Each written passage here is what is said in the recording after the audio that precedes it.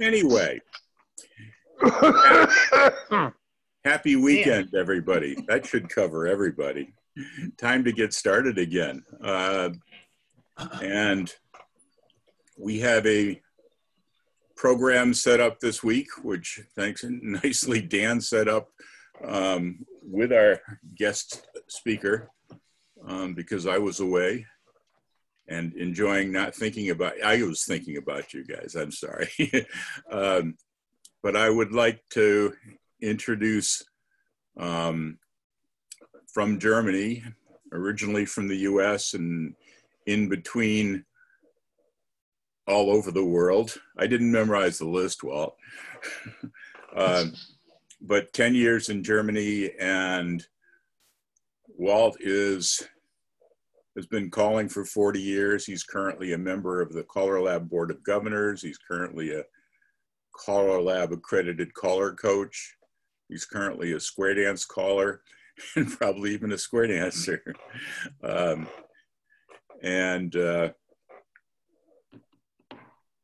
He's going to talk.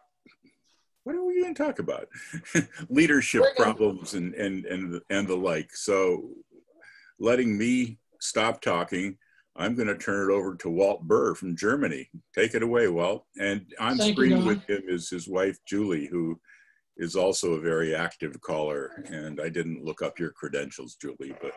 Oh, thank you. Thank you. That's okay. I think I can fill you in. Well, you didn't want her to introduce you, so you better be careful what you say about Juli. Yeah, it's iffy.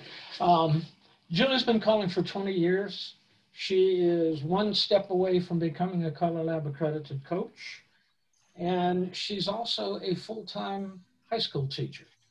So she's got just about as much experience in educating people, or actually more than I do. So this is going to be a joint thing.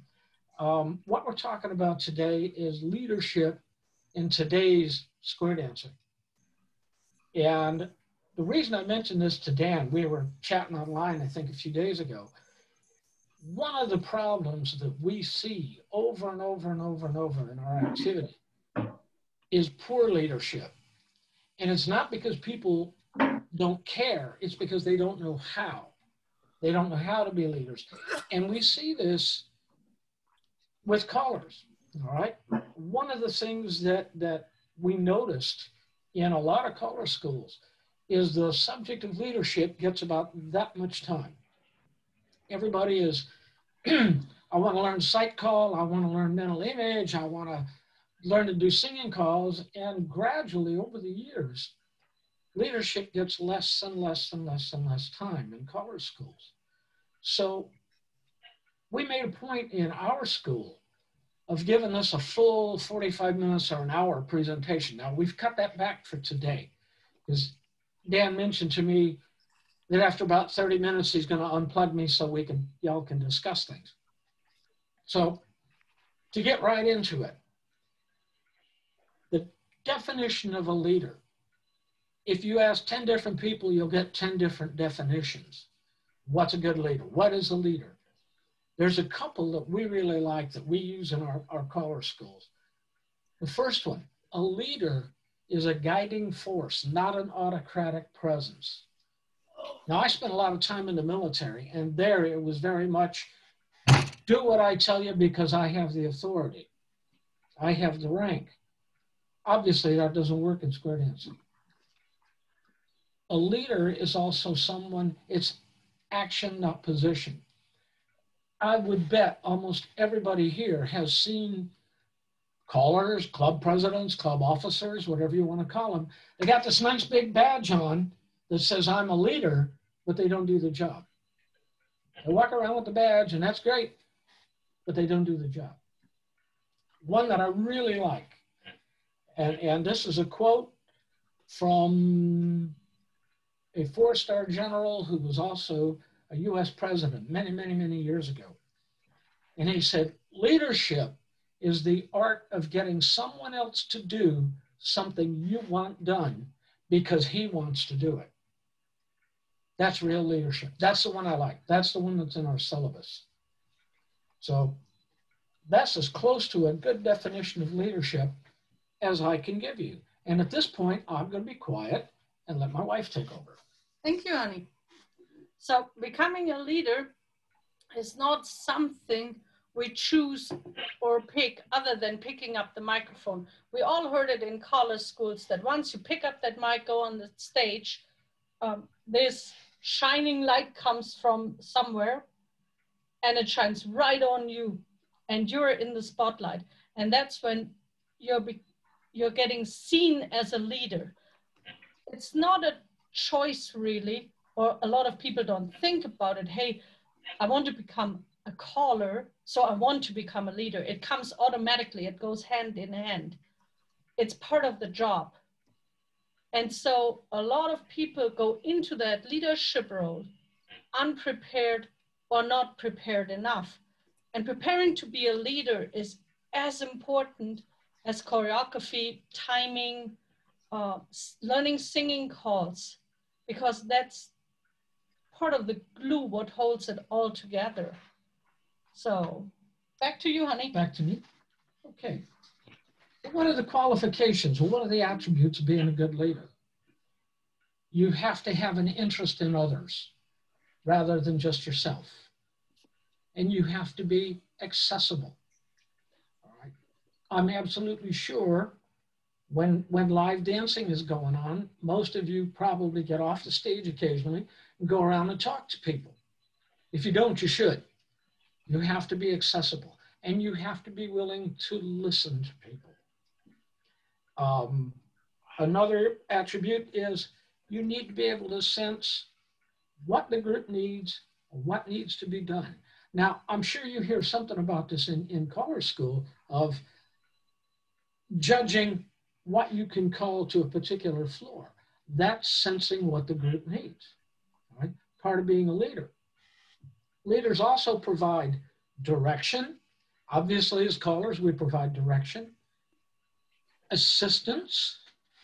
When we teach or when we workshop or when we help people that are struggling, we're providing assistance.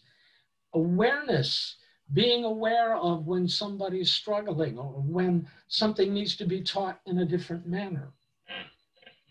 And dancers will expect, and I don't care how much of a new caller you are, I don't care if you've just started, they expect us, because we're up there with the mic and the spotlight is shining, they expect us to have the solutions. We don't always, but that's what they expect. Julie? And all that said, it's obvious that we as leaders have different roles to fulfill. And at one point, it's being the boss saying, hey, this is what we do, how it's done, when we do it, and who's doing it. We are also a friend. Everybody comes to you. Wait a minute. When is it my turn to be the boss? Not. Oh. Jeeves didn't get this very good yesterday. So it's also that we are becoming friends, somebody they trust, they can come to with their problems, or if they did something really great and want to share the good news. Especially in class situation, we are turning into the role of mother hen. We are protecting our flock. We are taking care of our students. That doesn't go away when they graduate, but it's a very prestige role in the class situation. We are also the know-it-all. Hey, you heard about Google? Forget it. We are callers. We know it all. At least the dancers see it that way. Who cares about Google? We are a partner in crime, a partner for having a good time, for doing partying. We are there for them. And also, and that sounds maybe a little funny, but we're caretakers sometimes. We have an extra light bulb and an extra cable and the knowledge of where is what switch in every facility. At least the dancers see it that way because we hold the mic. And that gives you all that knowledge and all these roles. A good leader has also the ability to know when to be what and how intense. Me? Yeah. Okay. Now it's your time to be the boss. Oh, okay, cool. We hear lots of times, oh, such and such is a born leader. Well, I can tell you, there's no such thing as a born leader, all right? It's something we have to learn. Some people are better at it than others, but it's a skill that has to be developed. I know some leaders seem like they just have a natural charisma. Everything comes easy. They solve every problem. They fix everything that's broke. That's because they work at it. All right? Leaders come in every shape, size, and variety you can imagine. All right? Now, in today's square dancing, we're seeing more and more and more women as leaders. Far more than there was in the last 20, 25 years ago. When I started dancing quite a while ago, there was no such thing as a woman caller or a woman club president or a woman association president. And more and more and more today, particularly in overseas countries outside the US, because that's where our experience is, we're seeing more and more and more women in leadership positions. And that's good. That's a good thing. Something that we have to work at. And some people are born with more of it than others is common sense. Common sense. Judgment. That takes time. It takes experience. Has anybody ever seen a leader that never made a mistake? If you did, it's because they never did anything. Plain and simple. The best leaders in the world make mistakes. The difference is they learn from their mistakes and they don't repeat their mistakes, if at all possible. One of the best things you can do to develop your leadership skills is study. There are huge, huge amounts of written info on leadership, leadership styles, leadership methods, management methods. We could sit here all night and talk about resources. Another important thing is, as a leader, one of the best skills we can develop is learning what not to do. What not to do. Sometimes problems will solve themselves if you just wait a few minutes. You have a dancer who's screaming and hollering and whatever, take them aside, give them a few minutes, let them take a deep breath. Lots of times that'll solve itself. Learning what not to do is equally important. Go ahead. And with all that comes a responsibility. The role of a leader carries responsibility. There are 5 major areas. The first one is very obvious. We have a responsibility towards our dancers, that we teach them the definitions correctly, that we give them an enjoyable evening, all that we fulfill our roles. The other thing is to the square dance activity, that every time we're talking to an outsider, that we're making our square dance activity look in a good light. Is that the right way in English? Yeah. We have a responsibility to our peers, everybody who's doing the same thing we are doing, all the other callers. Depending on where you live, also cures, contra instructors, prompters, these are our peers. Don't talk bad about them. Treat them with respect, so you get treated with respect also. It's a kind of having good manners. You have 2 more major responsibilities. One is to your family or to your partner. He wants to have time with you also, or she, and to yourself, because you need to make sure that you're healthy and you're good, so you can fulfill the leadership role, what you signed up for. And talking about health, especially nowadays with a lot of Zoom sessions going on or nothing to do, no dances to attend, we're spending a lot of time in front of the computer. Remember to think also about what does that do to your health? Think about it. It's the leadership role comes with some risks. It's like everything in life. And one of the things what might change is the relationships to others. Like before, you're a dancer among dancers. Now you pick up the mic, you become a leader, And that might change the relationship to the people, to some more, to some less. You will be seen different. People will come to you and you are the focal point for ideas, for proposals, complaints, problems. People will come to you and think, hey, can you help me solve that problem? Or I have an idea how to fix a problem. Please listen. So like Walt said before, listening is a very, very big thing of becoming a good leader. Leaders must develop the sensitivity for the group. What does the group need when? And also an empathetic feeling for the individual dancer, how to treat each dancer. For making the, what did you say, the keel?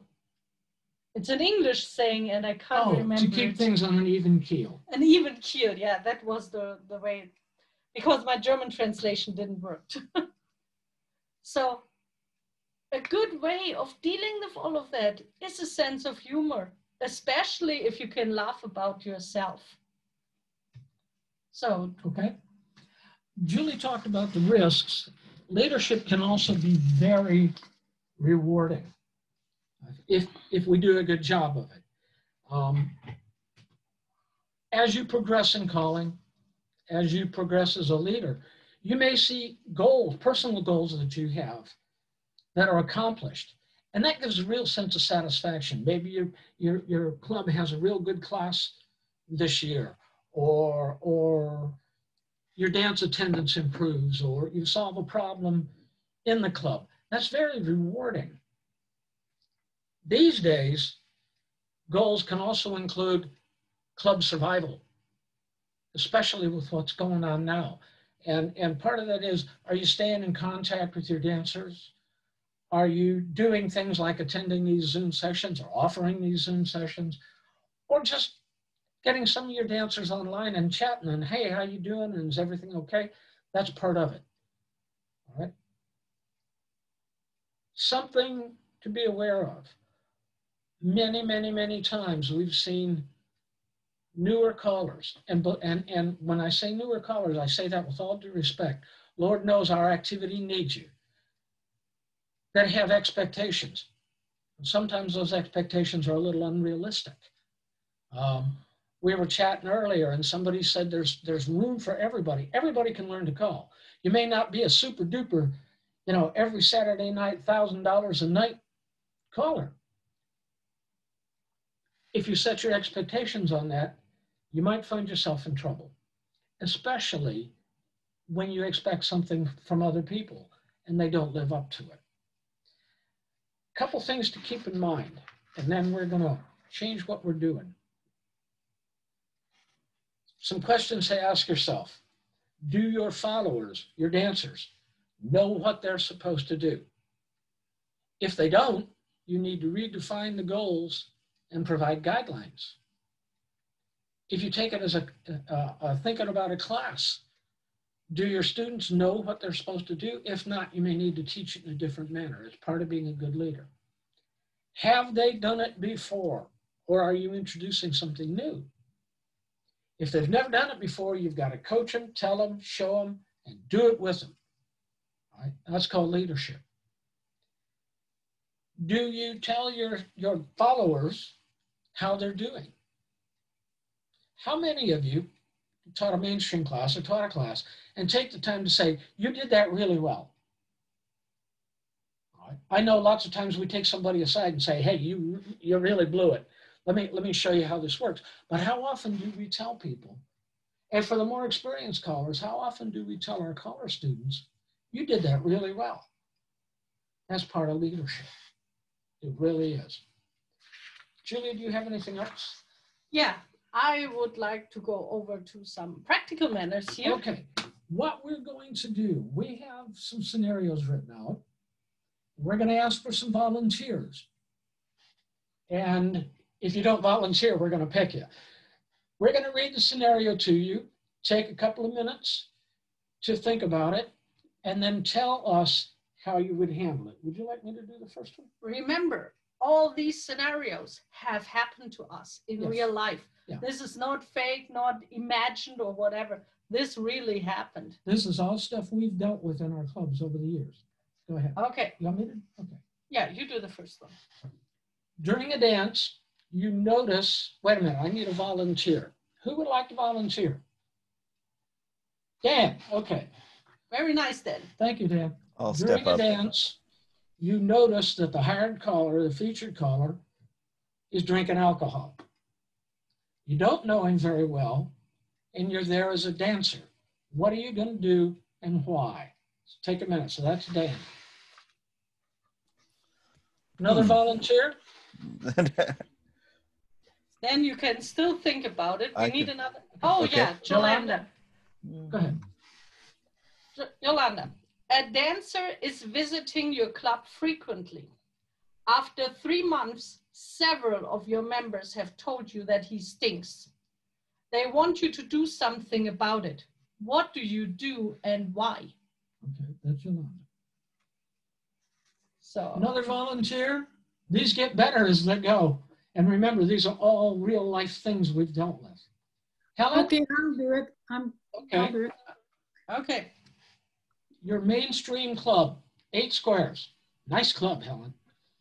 Has a group of 8 dancers that want to learn plus. They want you to do a plus class instead of a mainstream class. Your club board is leaving the decision to you. What are you going to do and why? Another volunteer, please. Okay, I'll volunteer. Ah, Carol. Hi, Carol. Okay. You have a class with 6 students. After 3 months, it is clear that an elderly couple is not making any progress. What are you going to do and why?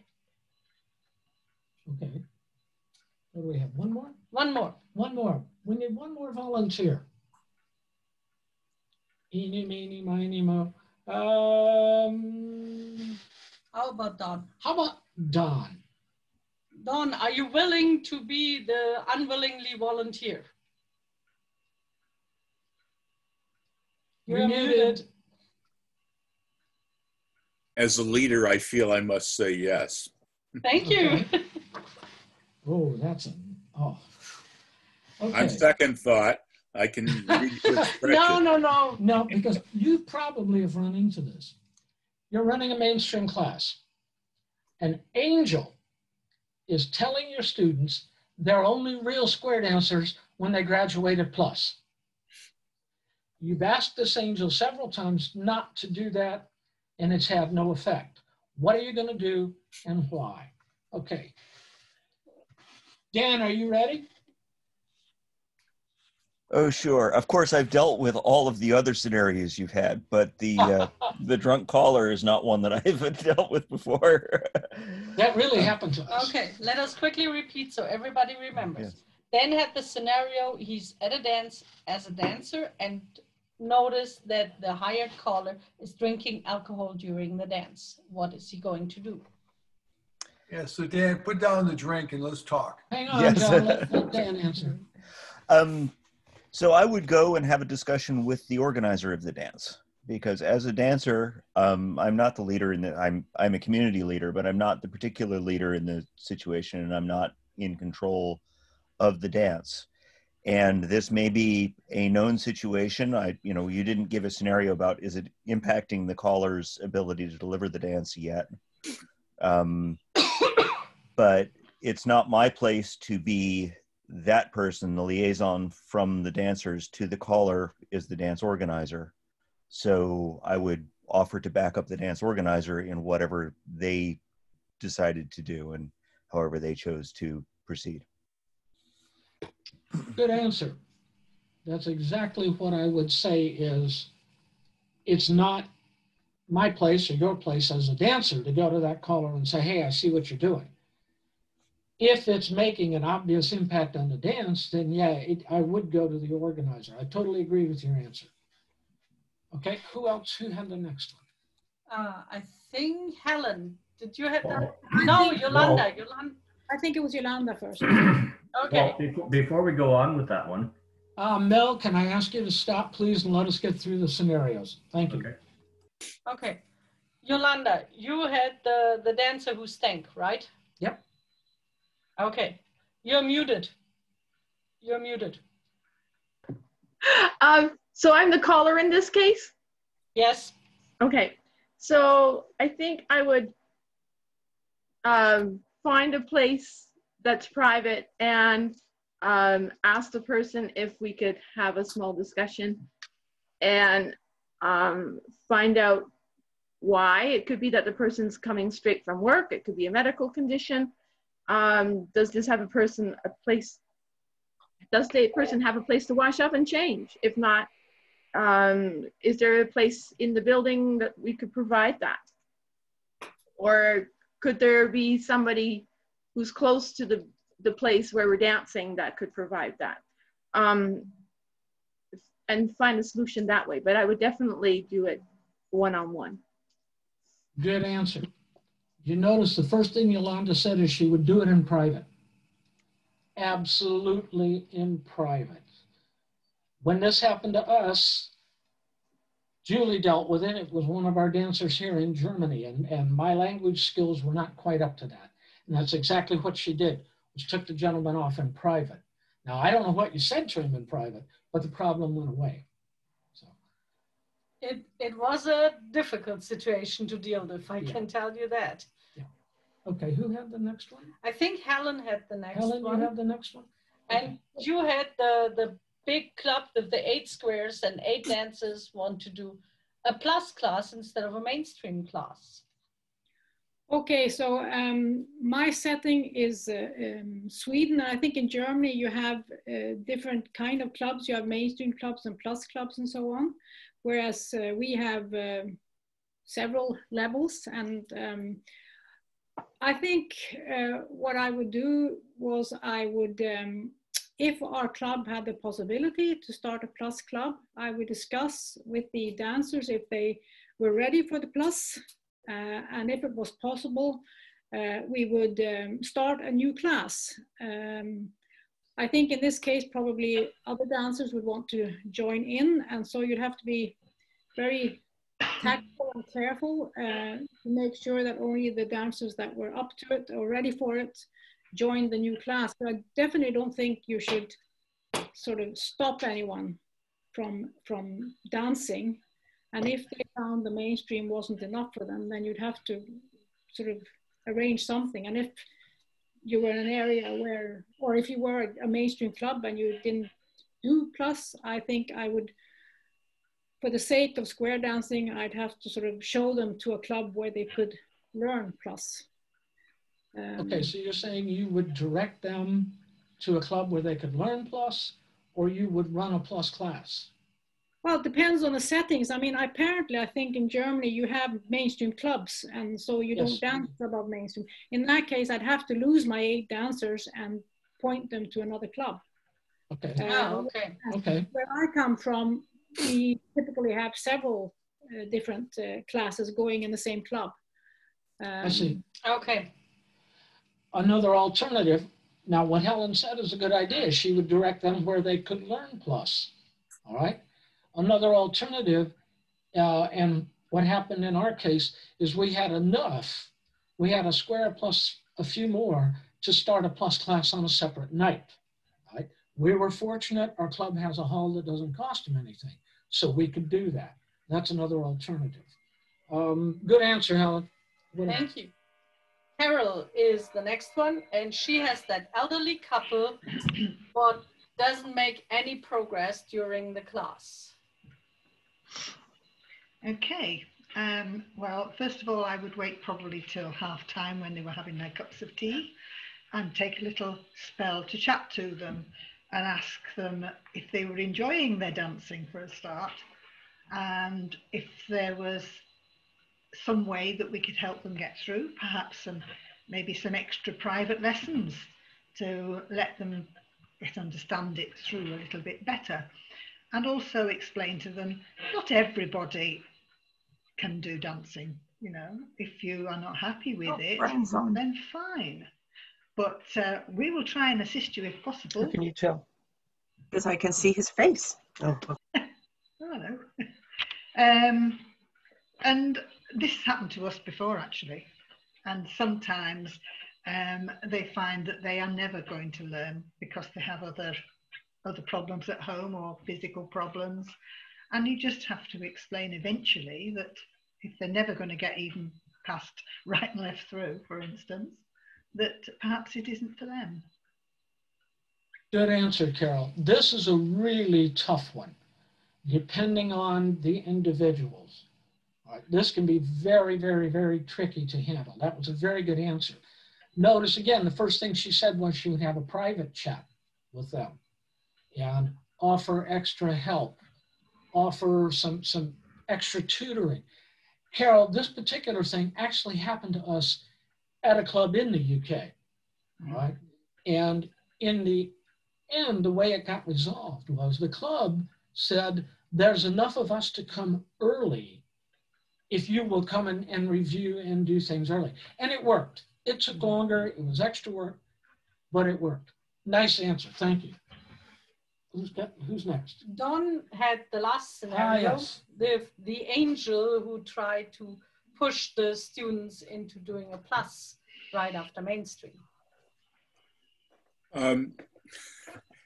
You know, I think of leadership, there are many phases of it. One is everybody thinks that you're leading the dancers through the dancing.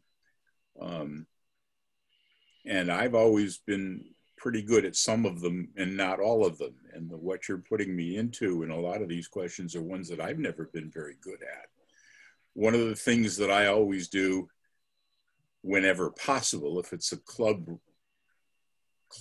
club and not a caller-run club, is go to the officials of the club and see if there's some way they can handle the problem. In the particular thing that you've asked me about, I probably would approach it differently. It's obvious from what you said that the individual had been spoken to already.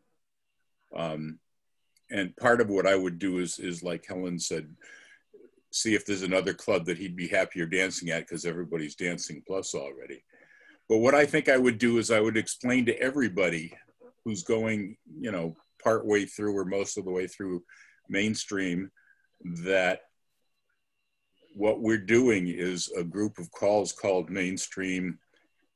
There are groups that dance another 30 calls called plus, and groups that dance another 70 calls called A1, et cetera, until it blows your mind because there's so many. And the beauty of the activity is you can choose the level you want to go to and the memory game you want to go to. This particular group, we are doing mainstream because there's an awful lot of fun, an awful lot of dancing, an awful lot of camaraderie from this group. There are places if you want to go on and learn some of the others. It's not more fun, it's just more memory and more variety in the choreography, but it's up to you what you choose to do. And make them aware that you're aware that other stuff exists, not just the one particular dancer telling them they should be doing this. In fact, now that I think about what I just said, most of the answers were take the person aside privately. I'm saying take it public without aiming at the guy, but just making the dancers aware of the big picture so that they understand where this guy is coming from and let it go with that. Good answer, real good answer. When this happened to us, we kind of did a combination of what you said and something else. And again, this can be a touchy situation. We spoke to the lady and said, hey, look, because we had some of the mainstream students coming to us and saying, what is this? We have to learn more after they were really confused about what's expected. And some of them were actually to the point of being upset. So we told them, no, if you don't have to go any further than the end of mainstream or mainstream, and you can dance the rest of your life at mainstream if that's what you're enjoying. We explained it kind of like you did. There's other things out there. Some people enjoy them. Some people want to stay with mainstream. In the end, after we spoke to the lady second or third time, And sometimes you have to bite the bullet as a leader.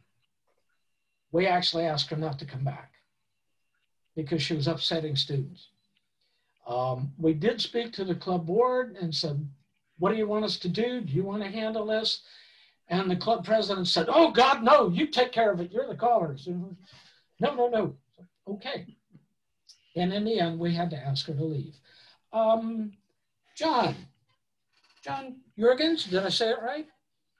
You said you had a scenario to offer up. I'm guessing this is one you want us to answer. Sure, we got a guy in our, can you hear me? Yeah, sure can. Okay. In our club, we have a guy that, a single, he likes to dance, but he's not all that user-friendly, and a lot of the women don't like to dance with him. Oh, I hear this coming. Okay, so he'll get up, and when we form our squares up, usually a single will get up and the caller will heckle the audience until somebody comes up to dance with him so we can fill in the squares.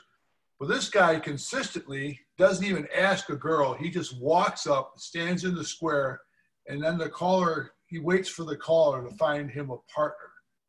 Now, I think it's rather rude that he's forcing somebody to dance with him. And I suggested a couple of times offhand that he should just take somebody up there with him, but he just likes to go up and just stand there, wait for somebody to pair him up. So how would you guys fix that problem? And is there a fix? I'm going to take the coward's way out of this, and I'm going to let Juli answer this one because this has happened to her, I know, more than once. All right? So you're going to get the lady's point of view on this. Yes, it happened to me. And the ladies were, of course, coming to me complaining and said, fix it.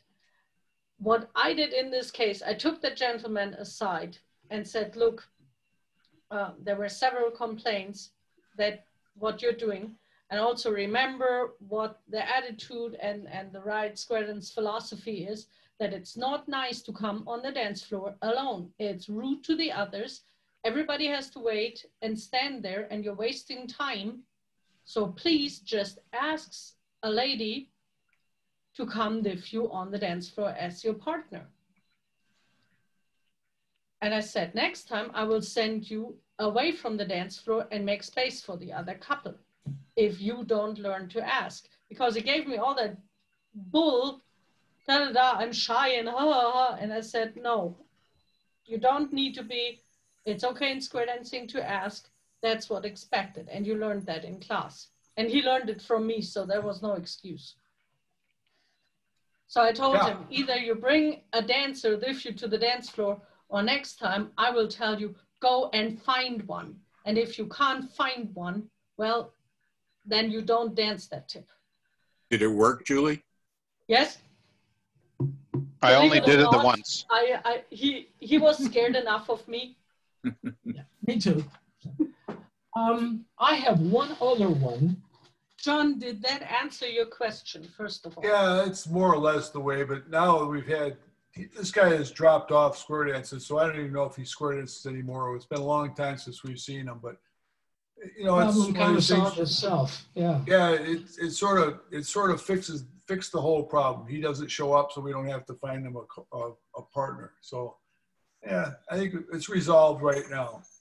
Walt and Juli, are you at a point where you can take comments on specific solutions? Because I know I have one more that I would like to read out, and then we can. And by the way, Daryl and Mel are dying to talk, but go ahead. I know. We'll stay and take comments. I promise you. Obviously, we're not going anywhere. So, and Scot Byars. I'm going to give this to an experienced caller. You're going to give it to me? Good luck. I'm going to give it to you. Listen carefully, because I'm sure you've had this situation. Most experienced callers have. A dancer critiques you during your calling. I'm talking about from the floor, saying things like, that's wrong, it's not possible, you're wrong. This has happened for a couple of weeks over and over again. How do you react and why? I react violently. And why? Honestly, it's one of those things where you take them aside and you say, look, I have this much experience. I've been calling for this long. I've taught this many classes. I'm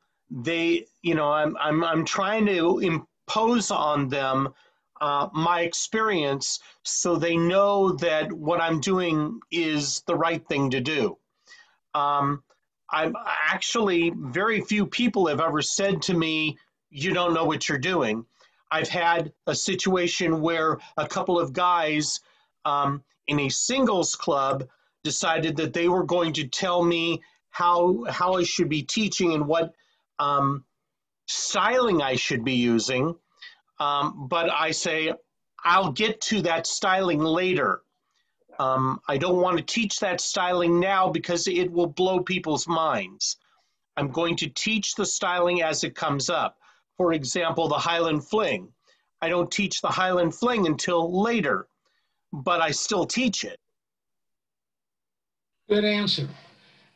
We actually have a guy in one of our clubs now whose favorite saying is, but that doesn't fit the definition. And then he wants to debate the definition. You know who I'm talking about. Mm-hmm. So what we did was said, look, if you got a comment or you want to tell us what you think or whatever, that's great, but do it after the dance, after the tip, between tips. If he does it between tips, we can cut him off. Hey, we have to go back to work. All right? But talk to us in private. Good answer. Don, comments from anybody? Questions? Well, specific things? I've got a comment on your last question. In my small C1 and C2 groups, I had some C4 dancers there that used to make corrections or clarifications on occasion.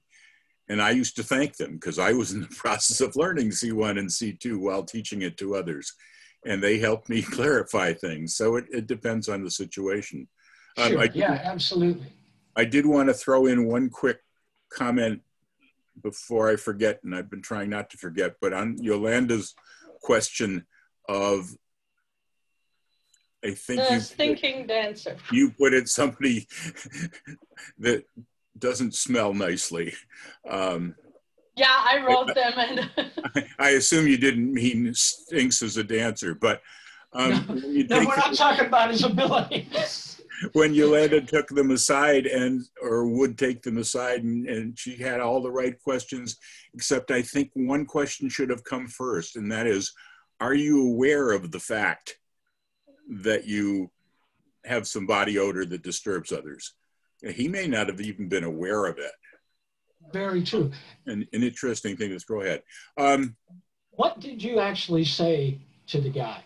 Let me see. This was a guy at one of our clubs here. It was a guy in our clubs, and he stank for garlic. Like he had eaten a whole box of cloves right before the dance. and it was bad.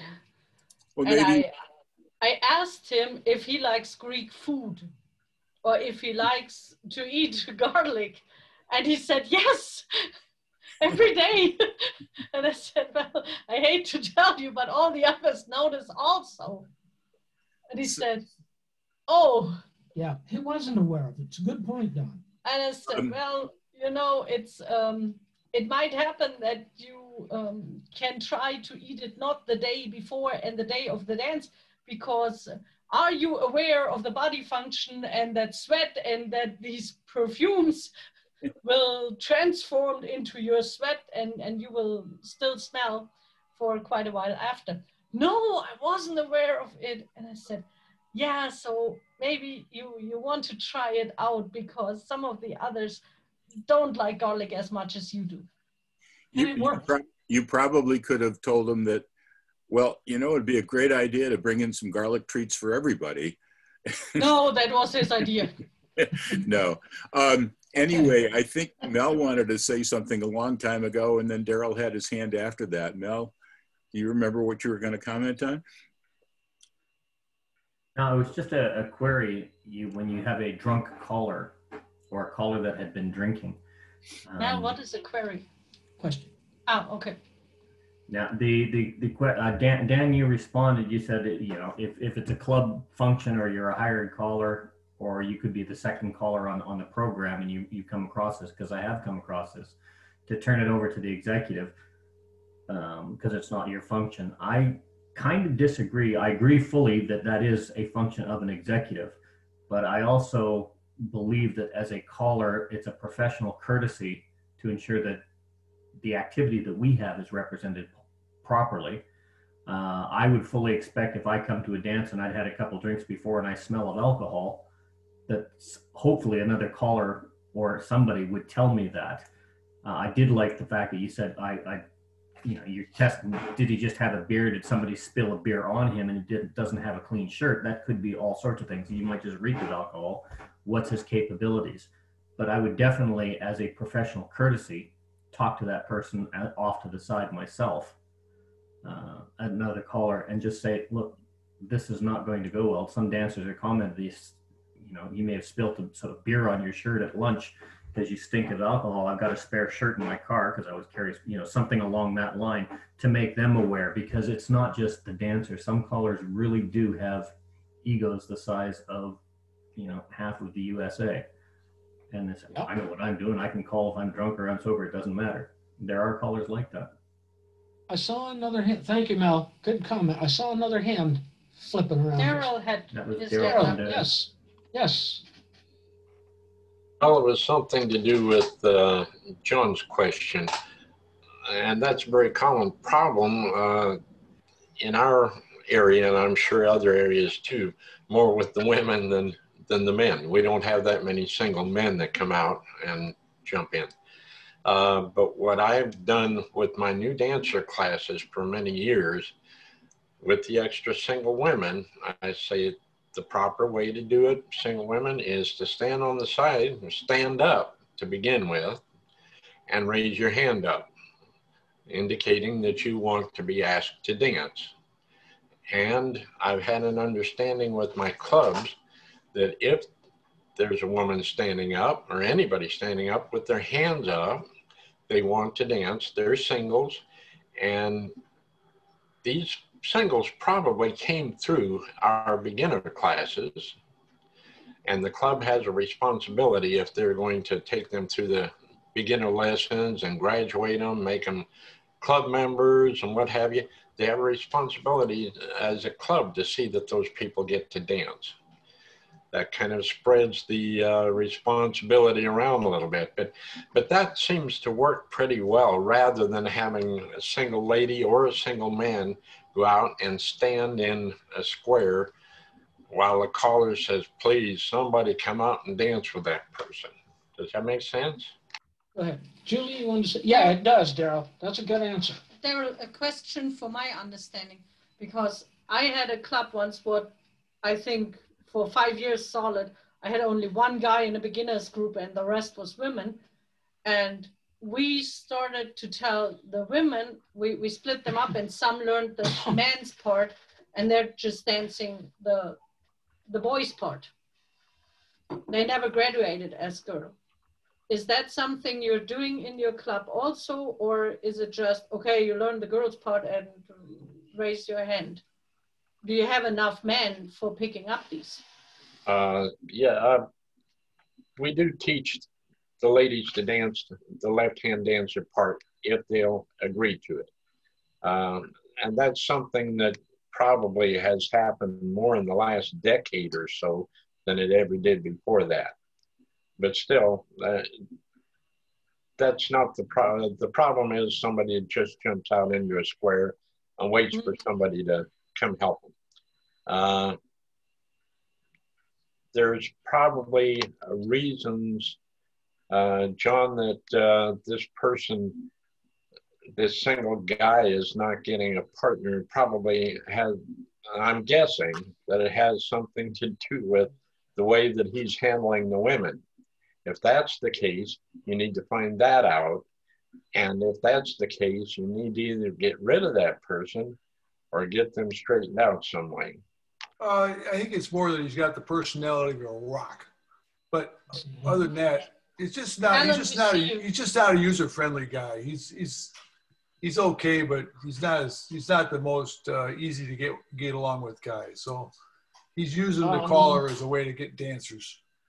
Erin Byars had her hand up, and then Helen. We see you, Helen. Go ahead, Erin. Hi, guys. I'm hiding back here behind Scott.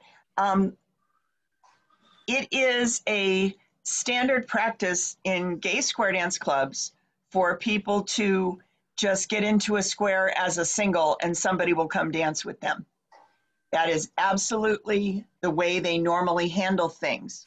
So if somebody has been dancing with a gay club, they are going to view that behavior of just getting up by themselves and standing in a square as absolutely normal, because that is the way they handle it. There are some clubs, including some of ours, where we do have that happen, but it's almost never the guys. It's usually the girls. But it is the standard practice in that club to do that. But we do try to let people know when you go and visit other clubs, this is not going to be normal behavior. It's going to be normal for somebody to come and ask you to dance before you get on the floor. So we try to educate people and let them know that this is not always going to be standard practice. Good comment. Part of being a leader, we talked earlier about teaching people correctly, teaching people the definitions. Along with that is educating our dancers that you're going to see different things in different places. All right?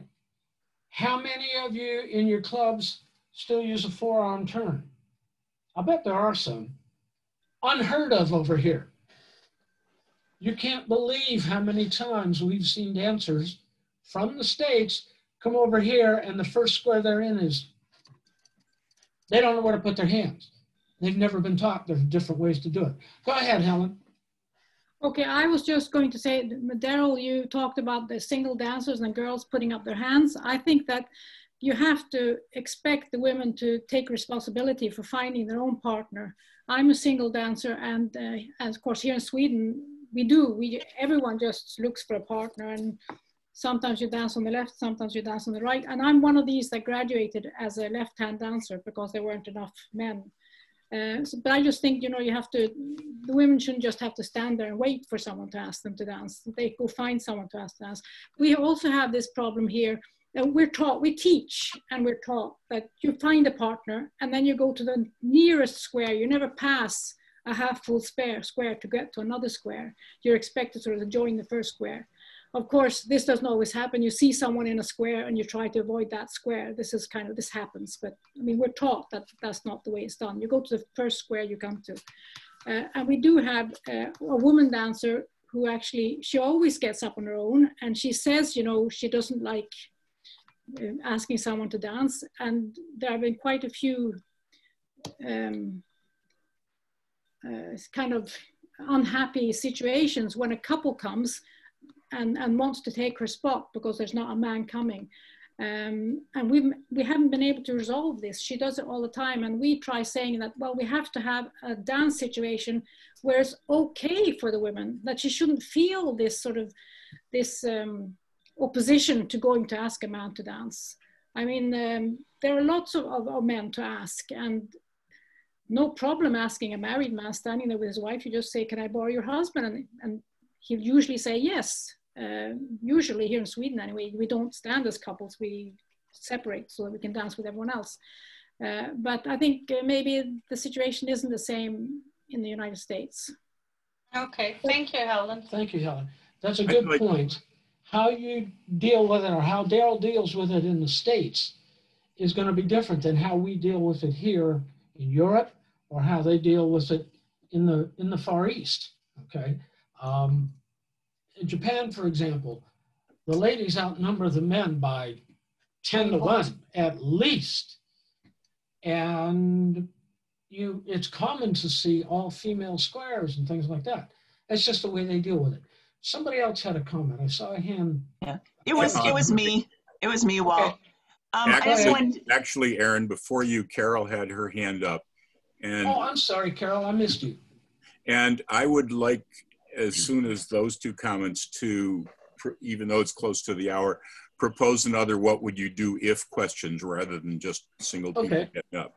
Carol, what was your And I was just going to say, in our particular club, especially when it's the beginners or the being tutored, we just ask them to get up if they want to dance, because we have quite a selection of more experienced dancers who will fill in the gaps, because some of them will dance a man if they're needed, or a lady if they're needed, or wherever it is. And we want to make sure that those that are learning are up first, and that the more experienced dancers only get up when they're needed, especially during a teaching session. Good answer. Good suggestion. Go ahead, Don. Well, Aaron did have a comment too. Just super quick. I danced as a single for 12 years before Scott and I got together. And whenever I danced with somebody's husband, no matter who asked who, I always went to his wife or partner afterward and thanked them for allowing me to dance with their partner every time.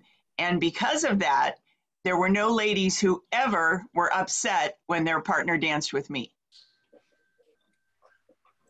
A similar question that I don't want to discuss now, but what do you do when you're a caller and your partner wants to dance rather than sit out? Some clubs provide a partner, some feel, et cetera. But that's not what I want to bring up. There's a question that used to come up in our Callers Association meeting every once in a while, and I never paid attention to it really until it happened to me. And that is, what do you do when you're calling and you have somebody in your group have a heart attack, somebody on the floor? And the typical answers were, it depends on more on the circumstance in each time. And one of the comments was there are two kinds of callers, those that have had it happen and those that will. And as I say, it's happened to me twice since then. It's not a fun subject to talk about, but it's a good thing to have some things, background knowledge as to what to do about this. I'm going to leave people to make comments on what their thoughts. I think we'll start with Walt, because... Okay. This was before Juli and I met. I've actually had this happen twice, Don. The first time it happened, I was still on active duty in the military. And of course, you get first aid training, you get CPR training, you get all that kind of stuff. And thank God, because the guy went down literally at the foot of the steps of the stage. And he survived, did CPR, which is a whole lot harder than it looks in the movies, and he survived. I was lucky. The club president was very, very good, had the emergency phone numbers, knew who to call, knew what to do. All right. The second time, the gentleman went down it was a guy both times, went down at the back of the hall, and I couldn't see what happened. I thought he just fell. Didn't really know what was going on until somebody came up to the stage and said, hey, we need an ambulance. This guy's, unfortunately, he did not survive. The only thing that I can recommend is know what the emergency phone number is. Know who to call. Be prepared to do it. I mean, today we have cell phones, you know, it's instant access, that kind of thing. It is something to think about. In our caller school, in duties of an MC, that's one of the major things an MC, or in this case an organizer, should know, is what to do in case of an emergency.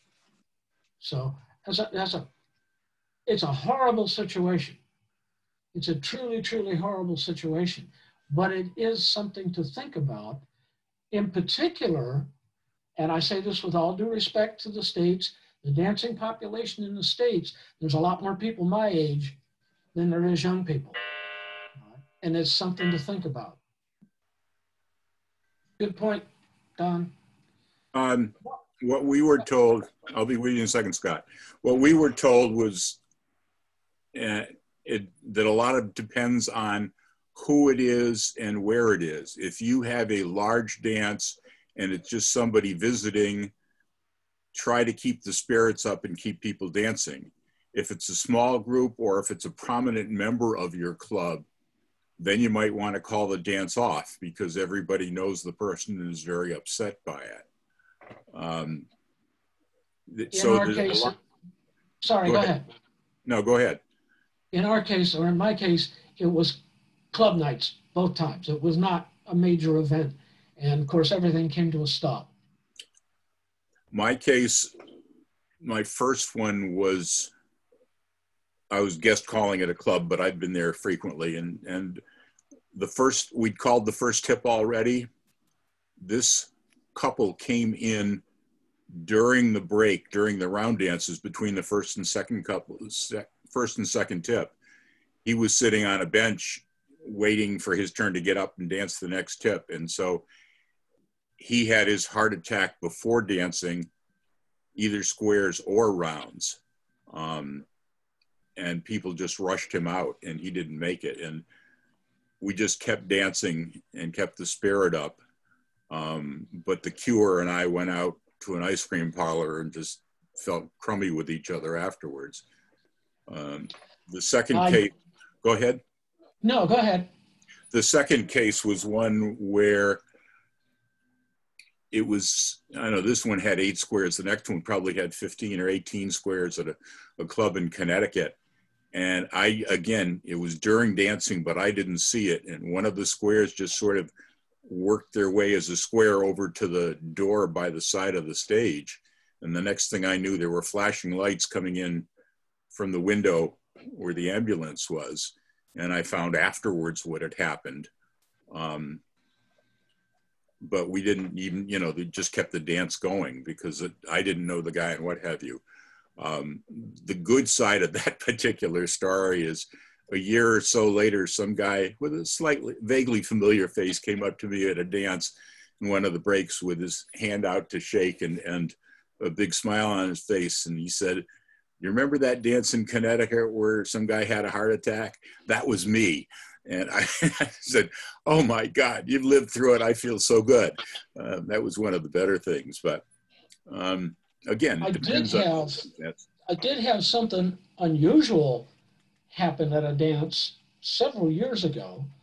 It was a fairly large event. And right about the middle of the dance, a lady went into labor. And the organizer came up to me and said, "Don't get excited, just keep right on calling. We're getting her some help," and all of that. Don't worry, she does this every year. Yeah. Well, I thought about it, but I didn't dare. But you gotta get new dancers somewhere. So that was an unusual one. Definitely. What sticks in my mind is to take her out, they had to come right by the stage. And as she was going out, she said, "I really enjoyed this. Unfortunately, I have to leave now." So, yeah, Yolanda, you have a comment? Yeah. So, do you prepare your dancers ahead of time for the fact that there could be an emergency in any perceivable future and discuss with them? Like where I'm at, the dancers, in order to let the caller know that there's an issue, if the person's on the floor or whatever, the whole square turns out. And that way they know that there's something going on. Do you guys have anything like that? We do the hands up thing. The ACME. Yeah. Emergency, I can't think of what it stands for. What our dancers do, and it's pretty common in Europe, is if somebody falls or there's some kind of an emergency, it's hands up. And one takes care of the person. One takes care of the person and that's puts down. it in the middle of the square. Yeah. And the purpose for that hands up, is to keep people from crowding around and so that we can see there's some kind of an emergency. That's what we do here. I've had it happen 3 times to me. One time was at a big dance, and the only thing I could do was keep people away from the square while they were working with him. Number 2, one of my main comment is know who your dancers are, know who the doctors are, who the nurses are, know who those people are, so that when something like that happens, you know that they're the ones that are going to go in and handle it and take care of it. Just know them well. So if something like that happens, you can deal with it. One time it happened to me at a club, and again, I knew who it was. We had a doctor was in the he was a general practitioner that was in the club, and he was immediately there. We've had lots of nurses handle situations like that. So it's happened to me, like I said, 3 times, and for the most part, my job is to keep the dancers away from the problem.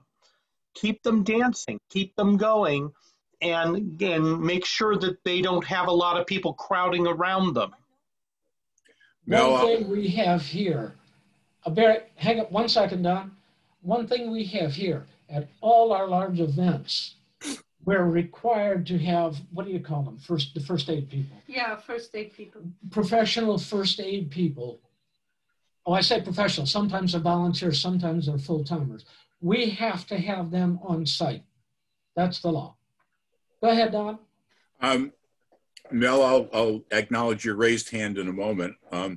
One of the things that I said earlier, and I think I should say again, there are 2 kinds of callers, those that have had it happen and those that will. So it's worth paying attention. So around, after about an hour, every time we have these sessions, I jump in and say, the hour's up, and I want to thank a number of people, and then if you feel you have to leave, you don't have to make excuses, but we're probably all going to stick around and chat some more, so feel free to do that. So as usual, I want to thank Dan for setting up the meeting physically, in this case, setting up the program. I want to thank Walt and Juli for a great presentation. I really like the method of setting up scenarios and having people give the different things. And I want to thank everybody for coming, hanging around, and contributing to the conversation.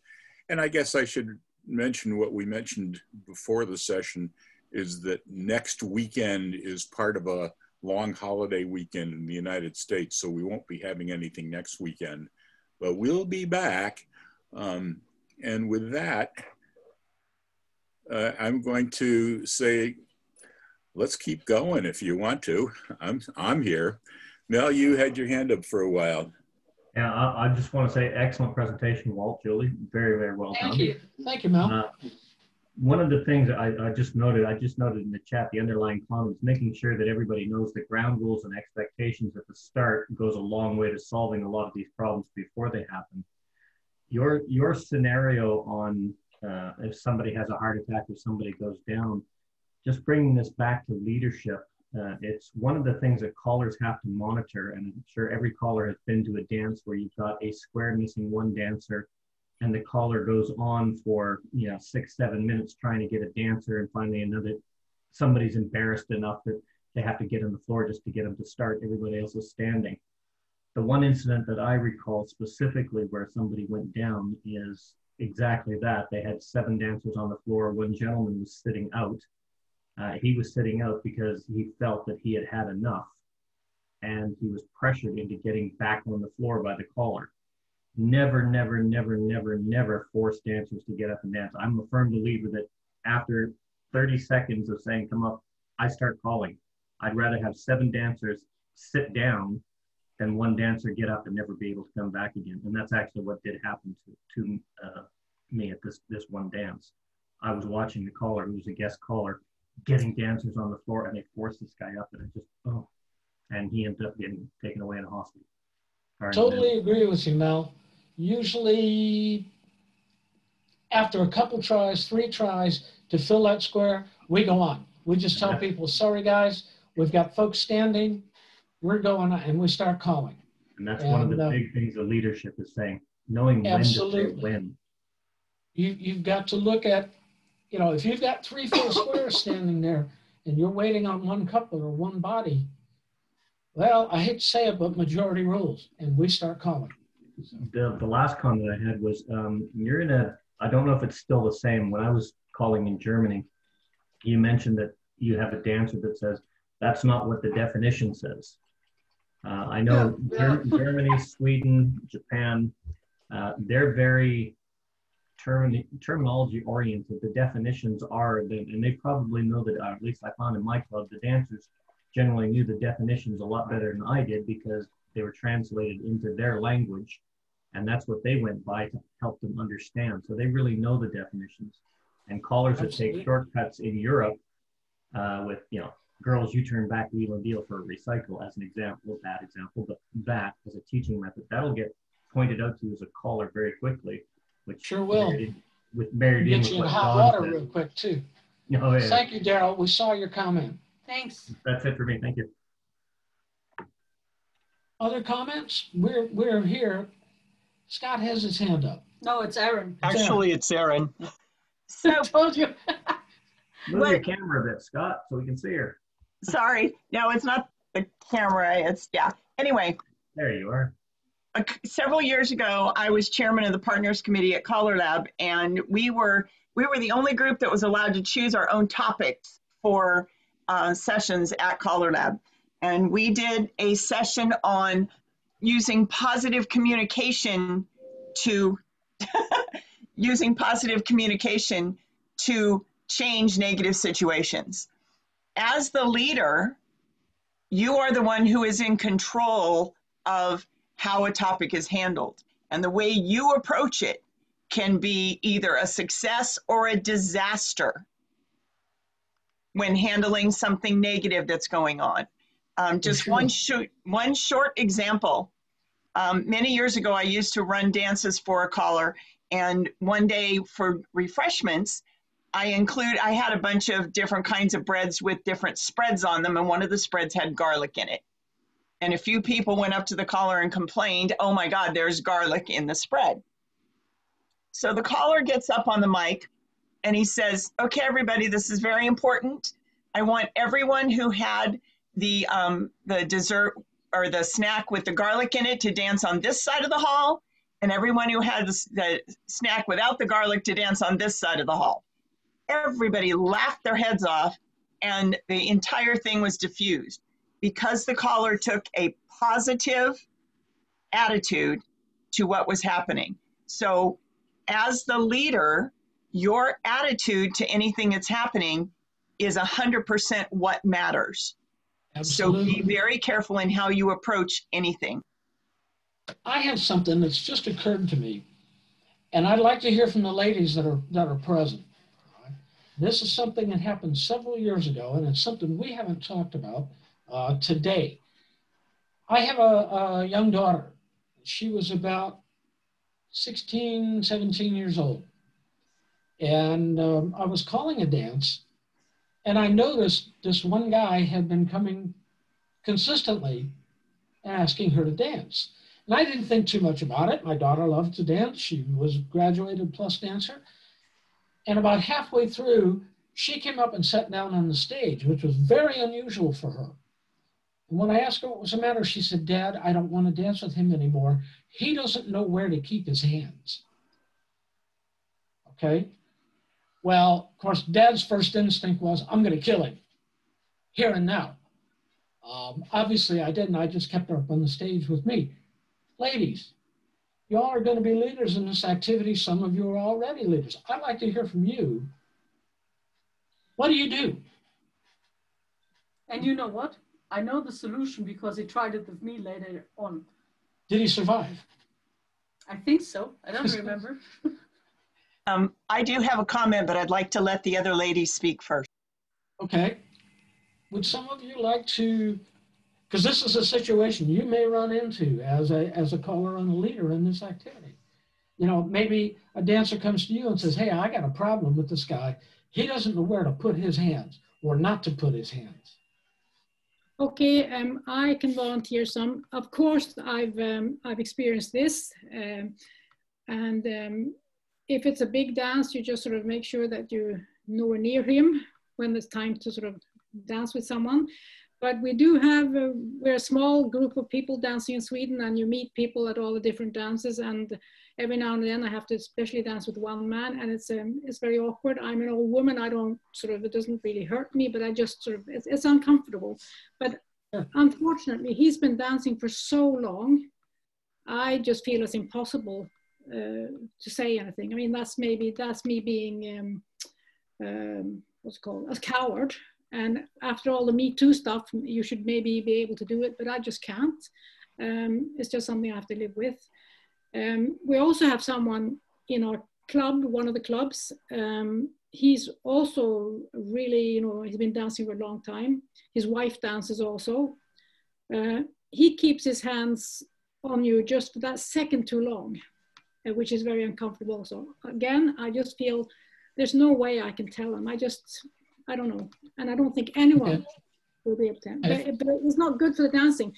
And I just want to say this, I think you call it the Highland Fling. It's called the Heidi Ho sometimes. Yeah, same thing. Yeah, well, we do that a lot in Sweden, but I've made a decision. I never do it with anyone, because that is when you get closest to a dancer, is when you do a Heidi Ho. Even the sort of a swing is much looser, but you have to get really close to do that. So I've just decided I don't do it with anyone. The fact is, there may be 10 people I don't want to do it with, but I don't do it with anyone, just so that they know after the first Alma left, of course, that's right, she doesn't do it that way.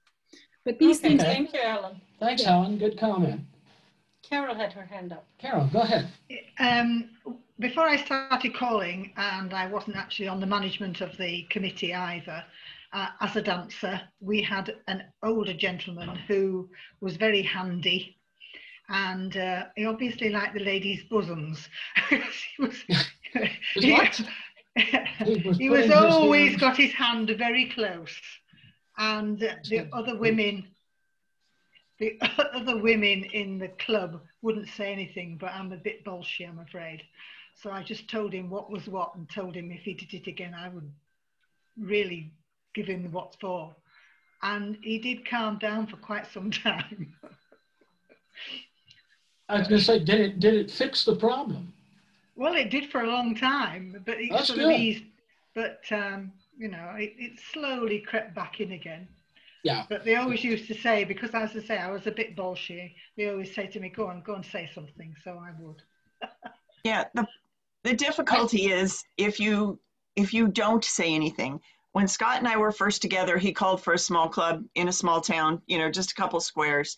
And the president's husband would get a little handsy. And having been a single dancer for so long, I knew little tricks to move his hands and get him out from where they weren't supposed to be.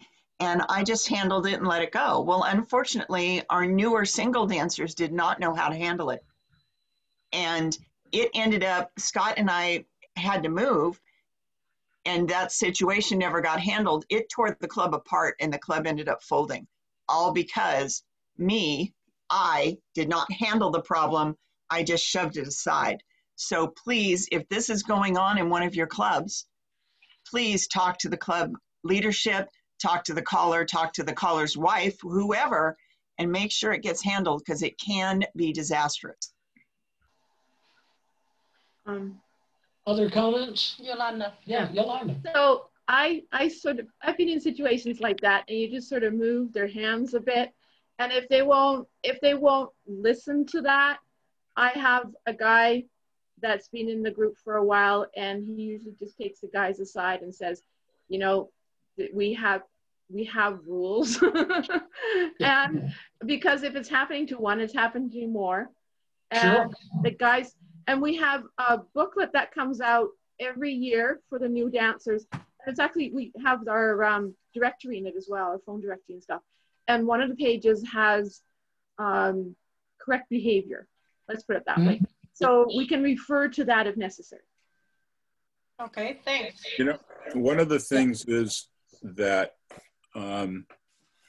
women in particular, but either gender, should not be afraid to be really active about it and just say to the person, I've noticed this and it's inappropriate behavior and I don't enjoy it. And if you continue, I will not dance with you. Or you can go further and say, if you continue, I won't say it to you privately, I'll say it out loud. You know, Carol was taking the very positive action, and it's okay. You can stick up for yourself. Dan, I saw your hand up. Yeah, so I've run into this situation actually with a woman who was a dancer who had several of the issues we've addressed here. And one of the things that we have kind of glanced over a little bit, but is make sure that you're collaborating with the other club leadership and delegate the leadership where appropriate. But in this case, the club leadership came to me and said, what the hell do we do?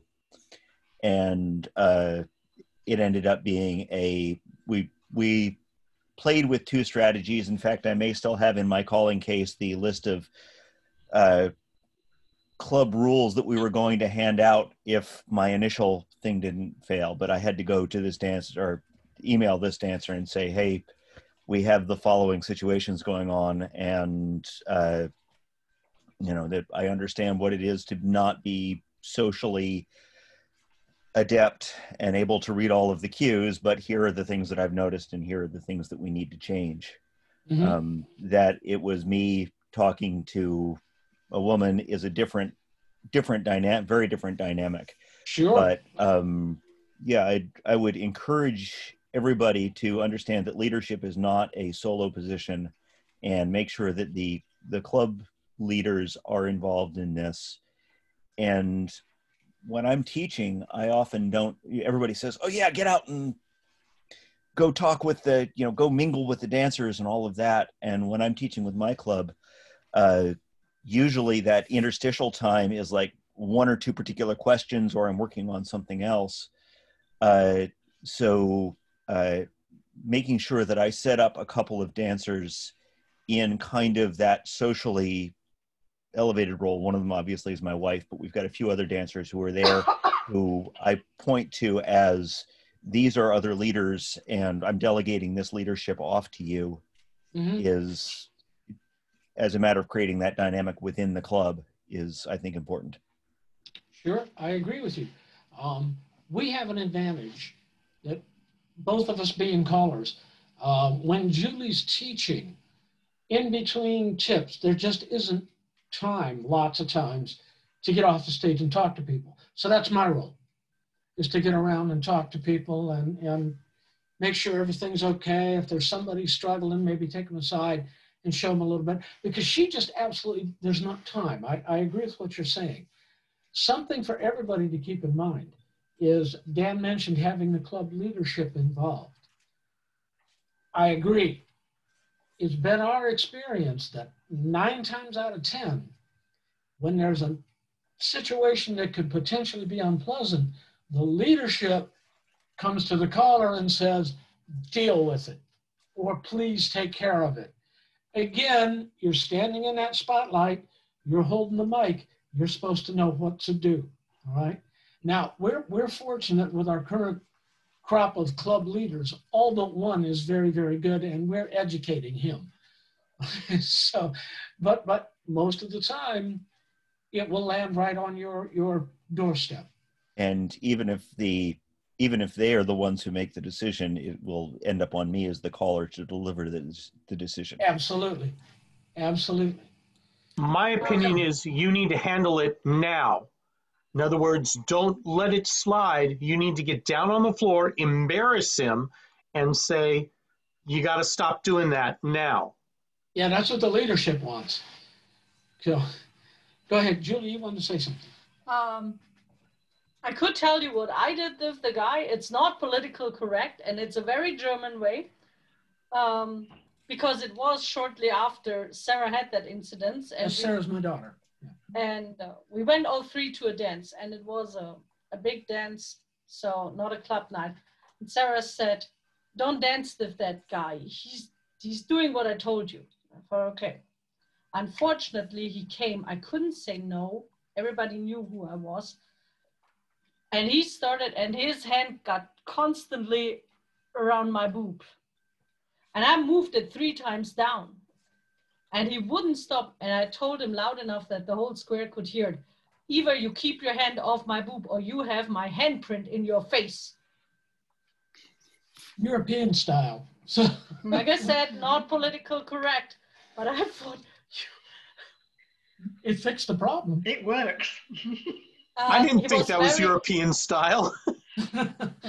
He was very embarrassed. I think he left the dance, and I had 3 other ladies, because I don't know how loud I was, but I must have been loud enough that everybody heard it. And they came to me and said, thank God he does it all the time. So that's something. It's called a leadership challenge. But I have to say, just if you're interested, I have one scenario here, what we didn't present, and that was the toughest one I ever had to deal with. And, which one is it? It's this one. Yeah, this actually happened. Who do we want to give it to? Is Mel still with us? There he is. Yeah. Mel, you're an experienced caller. This actually happened to us. It happened to Juli. I'll read it out. You're hired as a guest caller for a club in your area. The treasurer agrees with you on a fee. After you call the dance, the president comes to you and hands you less money than what was agreed and says to you, this is what our club caller gets and nobody gets more. This actually happened. Yeah. The dance was over. It was called. How do you deal with it? What do you do or say? This is rare, I will admit, but this really happened. It's actually happened to me twice. Okay. You need to call somewhere else. The first time it happened to me, I was calling in Germany, and that's when I learned the lesson. I was called down to do a dance. We were also doing an open demonstration, and the people that hired the club and me, and also hired Dave Dudley for a performance, couldn't pay either one of us. We found out once we got there and were set up. We both, like he's a consummate professional singer, or was. We both went on and we did our performances. Our club did our demonstration because that was for the audience. So we went ahead and did it. And then we found out that they weren't going to pay us before the gig. We went ahead and did the gig anyway. The lesson I learned there was actually from Al Stevens and Bob Moffat. It says, if you're hired to do a dance, get a contract. If they do short pay you, then you present them with the contract. After you don't make a scene there or anything else. You present them with the contract. There it is. And you make it known that this is the contract that I was hired to do. This is this. And you take that step to the next one, or you go to whatever it is, the board, that this club is not paying, this club is not doing. Here's the contract. Because there are, within every square dance association, with every callers association, there is a board of action. There's sort of governing rules for people that are members of that board.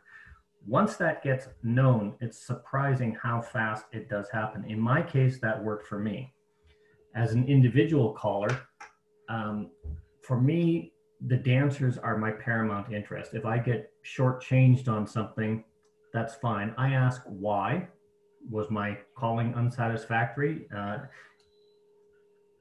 Take the steps to see what it is. But if they are adamant about that, I say, no, that's fine.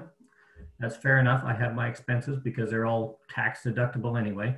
And I will just make it known that this is your fees, whatever you're hired to contract for, this is what you get. I'll just let all the rest of the callers know so they don't get surprised like I was. I'll do it as a professional courtesy to them. Of course, they read the actual intent of what I'm saying 99% of the time. And the second time it happened, oh, we didn't realize that, and I got paid the full amount. Mm-hmm. Okay. Our reaction to it was, good answer. Our reaction to it was, don't argue. You can't argue with them. Here's your money. We're on the way out the door. This is what you get. We did let other callers in the area know, hey, this is what happened to us. And the other thing is we just never accepted another booking there. Yeah. Clubs for everybody. Clubs that do stuff like this. Word gets around. Now, we didn't go out and say, hey, we got ripped off. We got on and on and on and on and on and on. Word gets around. And as of about 5 or 6 months ago, they're out of business. They're done. Good answer, Mel. Thank you. I think professional courtesy is always the answer, and professional courtesy can go a long way into solving a lot of these problems. Every one that you had, there's a way of dealing with it. I like what Don said about sometimes dealing with things in mass, or the situation with all the garlic on one side. Dealing with an awkward situation in mass with no names attributes to everybody, because everybody gets a message, and the person that's intended gets the message knowing. And that's, to me, that was the other one. That was how I would also deal with the come to plus at some level, or we want to teach plus. I would also deal with that in the same vein, very much like the answers that were given, but make it public that there are different levels. Everybody knows the expectations. Everybody knows the outcomes. The contract is the solution. Have a contract. It's not always I the learned solution, that but it then. does work. I learned that then because I was pretty stunned. It was in my earlier years, and Yep. Other comments? I'd just like to add, I've actually had one incident where I had the opposite. I was hired to do a dance. I was being paid $250 for the dance. That was a 3-day weekend, and they ended up giving me $700, which was very, very unusual. So. And how did you complain about that? I told them, I said, well, that's not what I was contracted for. And they insisted on giving it. And they said, well, that's expenses. I said, but you paid for the plane ticket. You paid for this. And so, oh, yeah, but you got to stay. Well, you put me up. I mean, yeah. I ended up taking it because there was no arguing with them, and I appreciated it. But I did try to give it back. I was kind of glad they wouldn't take it back, but I did try. Sometimes nice things that doesn't happen very Sometimes often. some real pleasant surprises. Brian, how are you, sir? You had a comment. Yeah, I was doing a gig, actually not a gig.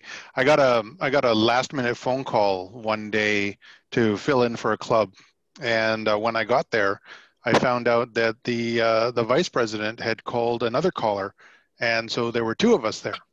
Oh, neat. And we both got to the same club, and the other guy had set up his equipment and he was ready to go. And I was bringing my equipment into the hall, and I realized that the other guy's equipment was already there. And I said, well, what the hell's going on? And they said, oh, well, we didn't know that the vice president had called the other guy, but we'd like both of you to call the dance if you could. And I said, well, since he's got his equipment up and he's ready to go, I'll just let him call the dance, and I'll just go home. And they said, no, we'd like you both to call the dance. And I said, well, if we both call the dance, then we both get the contracted amount that you told us individually. And they're like, oh, well, we can't afford to pay you double. And I said, well, then what you need to do is send one of us home. And unfortunately, they decided to keep us both there because they didn't want to make us too angry. And the other caller was a newer caller. He had only been calling for a couple of years, and they knew that if they pushed him the right way, that he would do the evening for free, and then they would pay me. And during the evening, I continually talked to them, and I said, no, you need to pay the other caller if you're going to have us both do the dance, because you guys made the mistake of calling us both and asking us to do the dance. Unfortunately, because it was a last minute event, like they called us an hour before the dance, we couldn't get a contract in place. But I basically insisted on watching them write checks for both of us at the end of the dance. Brian, I can't help but picture a cartoon that was on the back of either Sets in Order or American Square Dance many decades ago, of the caller's table in the middle of the stage and a caller walking onto the stage from each side, each carrying a yak stack and a turntable or records, and staring at each other as, you mean this is, they both thought that was their dance and gave funny looks to each other. It was a good cartoon. And you Steve Avery, you had your hand up. You're muted, sir. There you go. Okay. I had some kind of same situation, Brian, where we had two different clubs that had double booked at two different times. where he booked me and another caller. And the funny thing about it was the same other caller that got double booked. So the first time it happened, when both of us live, we have two different clubs right here in the same city, right where I live in. So it was just a hop, skip, and a jump for me as well. Same with him. He lives right here in the same city as well. And so then the first night it happened, of course, we didn't know the second time was going to happen. But the first time, I went ahead and said, hey, why don't you go get paid for this one? If it's something like it happens again, whoever it happens, I'll take the money from whoever it happens next time, And all of a sudden, lo and behold, about 2 months later, all of a sudden, we are finding out that another different club did the same thing. They booked, and it happened to be the same exact caller that they double booked me and him, So that second time I got paid for it, and then we both did the dance. We both did. I've never been booked with or accidentally been booked with another caller, but I did have a situation years ago, before Juli and I met. A friend of mine who was also a caller, his wife was taking bookings for both of us, and she got things mixed up. And he was in one hall on one side of Atlanta, and I was supposed to be on the other side of Atlanta, and she got the bookings switched, which made it real interesting because I showed up at his hall, called that dance. He showed up where I was supposed to be and called the dance. They paid him my fee, which was about double what he was supposed to get. So, yeah, interesting evening. Quite a while ago, John Sloper had his hand up. Do you happen to remember, John? I'm sorry. Where are you, John? On the right-hand side. Sorry, John. Do you happen to remember what it was you were going to talk about? It was several sessions. Might have been. I don't know. I had something there where there's in the hands use, probably a little less there. I usually get into the area where I'm teaching and they talk about ladies who don't like to be twirled. And I could probably translate into that. And I said, ladies, you're in charge. First time you pull their hand down, second time you have my permission to slap them. So, I mean, the same sort of thing. Also, I do Santa Claus, as you probably can tell, but, and I haven't had contracts for the most part for most of it, and I haven't gotten, I've been fortunate in that. I've only had, I think, once where somebody's underpaid me because I haven't had that. But I've heard the things here. Most of the times with other square dancing stuff, I do have a contract, and I think that's the best way to handle that. So those are just a couple offhand things. I have to say, here in Germany, with the most clubs, it's still saying a man a word.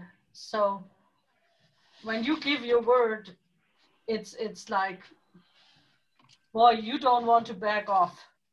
This is a big losing face and everything.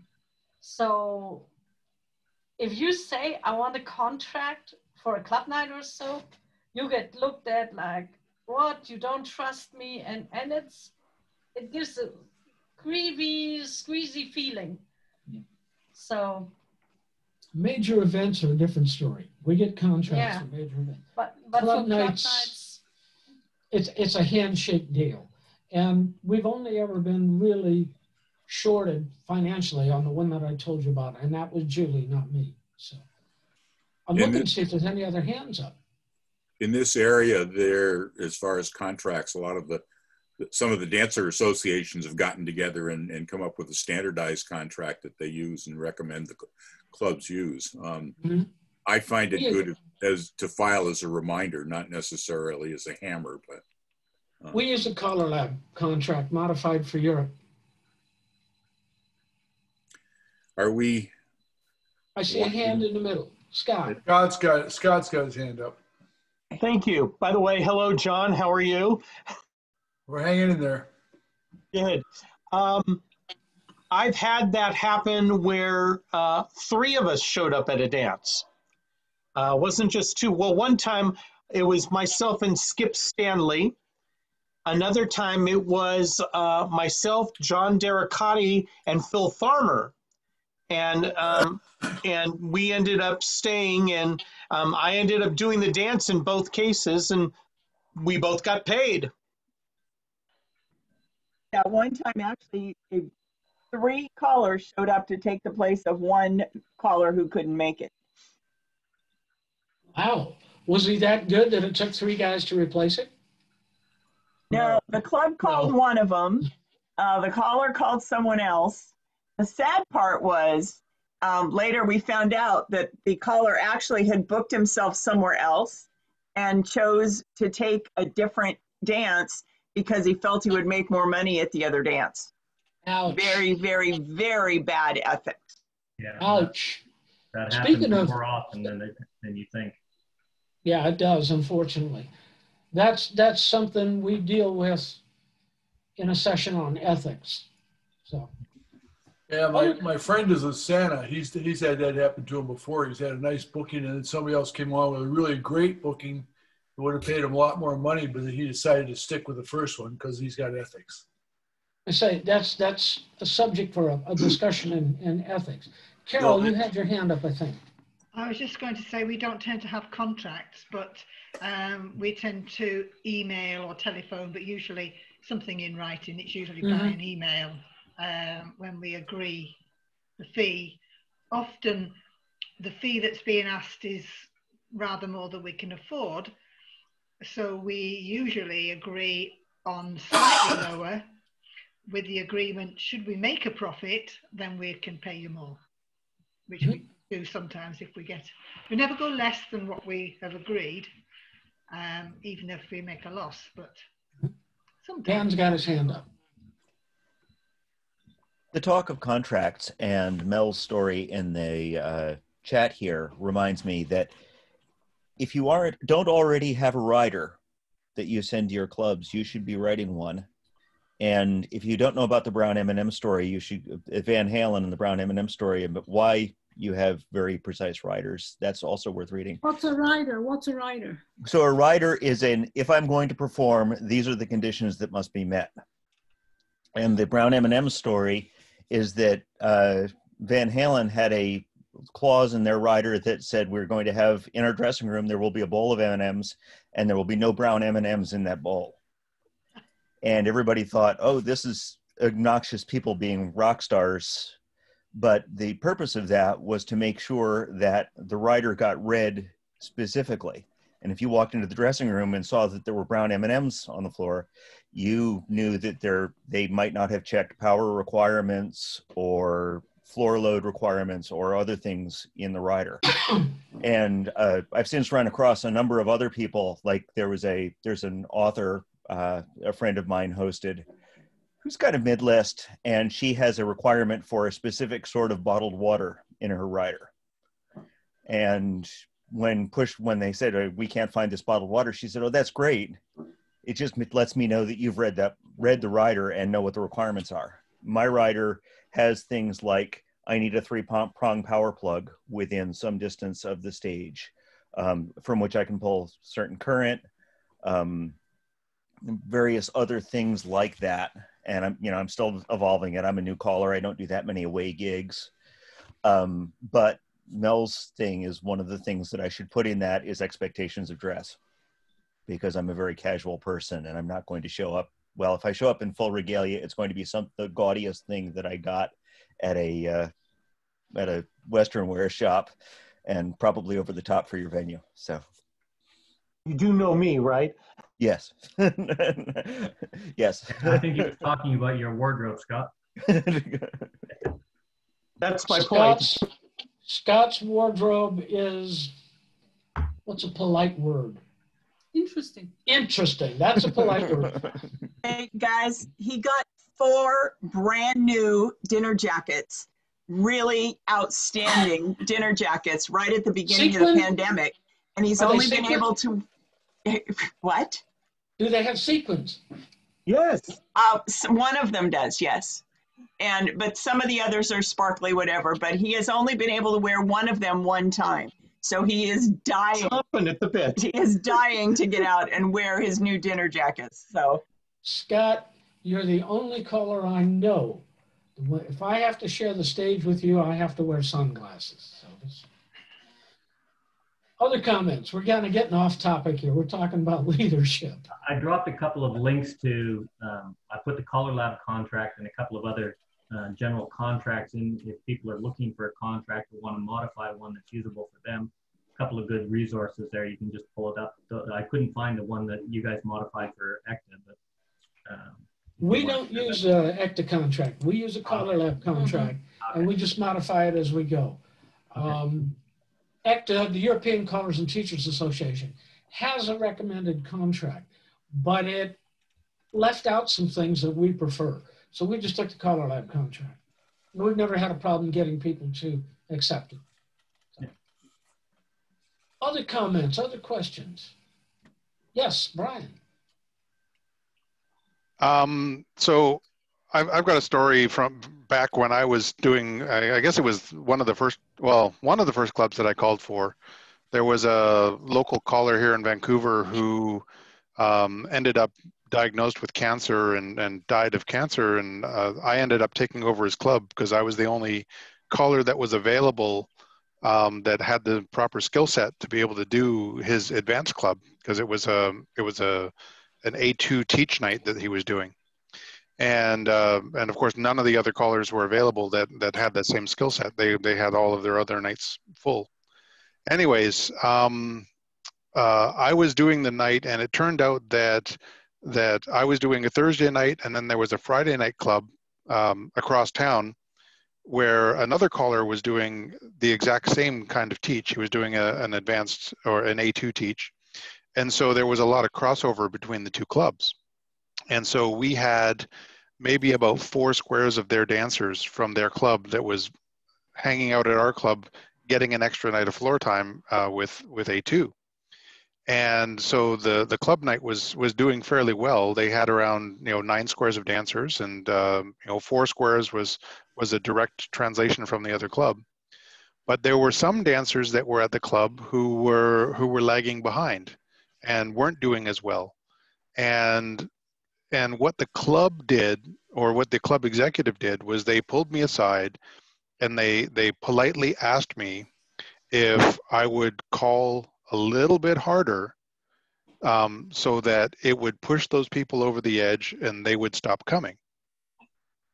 And I thought it was kind of a rude thing to ask me to do. However, I was young and fairly new at doing this stuff, and I realized that they were the ones paying the bills, so I'll just do what they asked me to do. And so I ended up calling a little bit harder, and the funny part was that it actually had the opposite effect. The people that they wanted to go away actually got better. They became better dancers, and the dancers that they wanted to keep, well, they felt that it was too hard and they stopped coming. And and so it had the exact opposite effect of what they wanted, and then they proceeded to blame me for doing exactly what they told me to do. Of course, you're the guy up front with the mic. Yes, and so then at the end of the season, they were surprised when I quit and stopped calling for the club. Something that we have here that I don't think you have in the States, and I'm not sure about Sweden. Years ago, it was 1 caller per club. Nowadays, a lot of clubs in this area have essentially rotating callers. You'll have 3 or 4 callers calling for 1 club. All right? Now, we're fairly fortunate. One of our clubs is a plus club, and we're the only ones there. And one of our clubs is a mainstream club. We do 3 out of their 4 nights. So we're fairly fortunate. When you have 3 or 4 callers calling for the same club, that turns into a real leadership challenge, because styles are dramatically different. Attitudes are different. Material is different.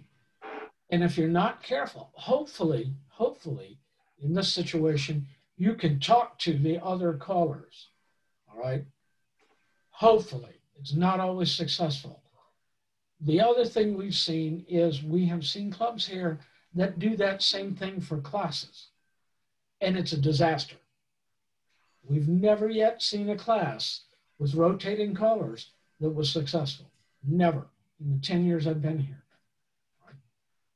It's something to think about. As far as I know, clubs in the States usually have 1 club caller. Am I correct? Yeah, there's a lot of them now that rotate through. They've been doing that since the 90s. Yeah, Stanford Quads has multiple callers. Okay, that's one. Well, I'm guessing the majority has one. I haven't called continuously in the States for 30 years, so I don't know. One of the things, the last 10 or 15 years that I've been calling, that's not that unusual. They're in different ways. One of the clubs, they have one caller who calls until the weather gets really cold, basically, and then he goes to Florida, and then I call the rest of the year, and then he comes back late in the spring or early summer, and then we call together. There's another club that has three callers that they rotate through, and fortunately in that one we all have different personalities and things, but we all have very similar styles in terms of sort of how we get along with the group and general level of the difficulty. And another one, let's see, there's another one I'm thinking of. Oh yeah, there was another one that it was just me and the other guy alternating every other week. And I was lucky there, I guess, that we just had a very good, working relationship, and we would call each other up and talk about what we did last week and how it went and so forth. But I don't think it's all that unusual nowadays. Okay. Dan, if it's okay, we're going to say goodnight. Thoroughly enjoyed this. I hope we get to do it again. Thank you, Dan. We're here every Saturday, and Don and I will coordinate. And thank you very, very much for coming. I really enjoyed the conversation. I will. No meeting next week? No meeting next week because of the U.S. holiday weekend. And again, Walt and Juli, definitely want to thank you guys. This was an interesting session, and I've got some ideas to ask you about for another one. Okay. We're here. We're not going anywhere. Thank you, everybody, for participating and going along with our role plays here. That worked out well. Okay. I think I'm going to bow out also, guys. Thanks again, all. And I'm happy to leave the room open, but I've also got a day to get to. So I'll stop recording now, and thank you all for coming. Hey, Dan. Good night, everybody.